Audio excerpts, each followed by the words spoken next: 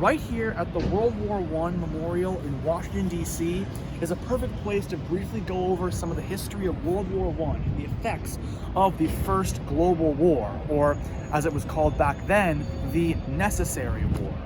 The war officially began in 1914 when the Archduke of Austria, the heir to the throne of Austria-Hungary, Franz Ferdinand, was assassinated by Serbian nationalists, the Black Hand, and Nikola Princip.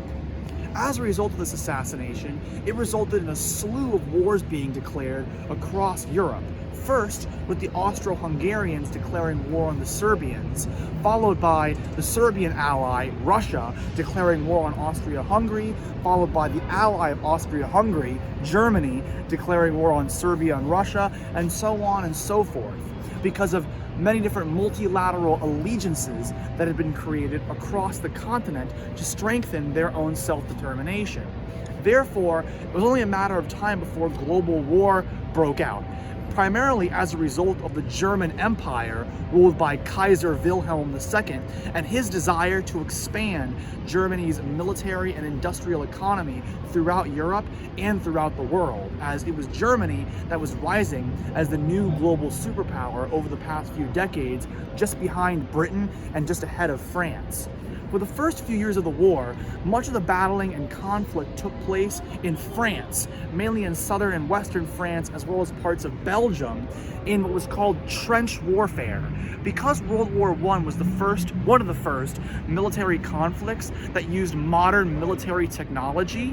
what ended up happening is that many soldiers, because of the use of Gatling guns, airplanes, bombs, AK-47s, and automatic assault rifles, and other forms of advanced technology in warfare, were too scared to fight each other head on, and therefore dug huge, basically ground canals or crevices known as trenches, and stationed their whole troops, battalions, forces, resources, artillery, everything there. However, this resulted in mass casualties due to people being afraid to actually fight each other and make advancements. As a result, battles like the Battle of the Somme in 1916 and other conflicts, which resulted in the loss of thousands of men, specifically in the Somme, as many as 57,000 men for only a single kilometer of land.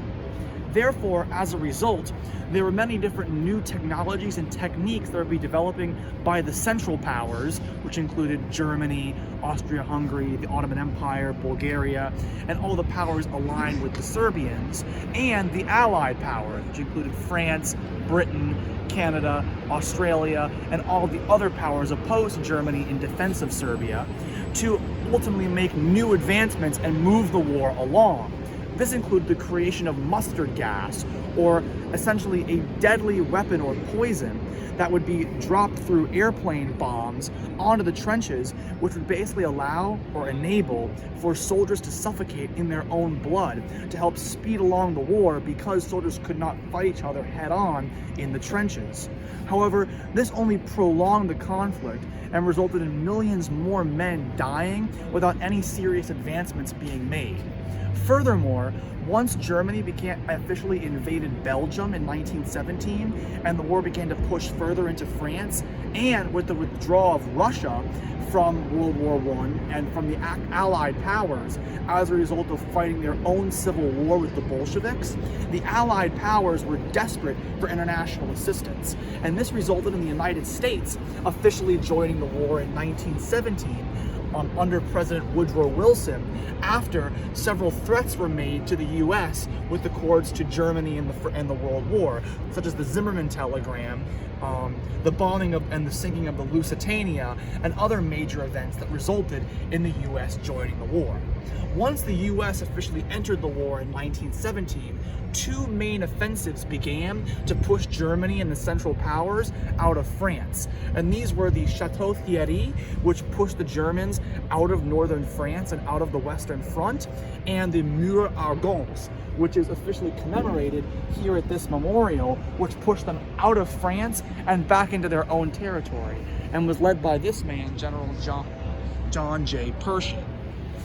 As a result of this offensive, the the war officially ended on November 11th, 1918, known as Veterans Day in the United States and other parts of the war, and officially the German Empire and the Central Powers surrendered to the Allied forces and the United States.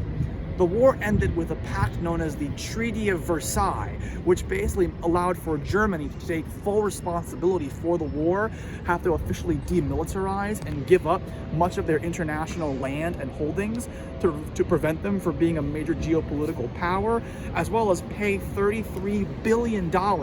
in today's revenue in war reparations, which not only devastated that area for decades, but is what many historians believe led up to the next major conflict, World War II.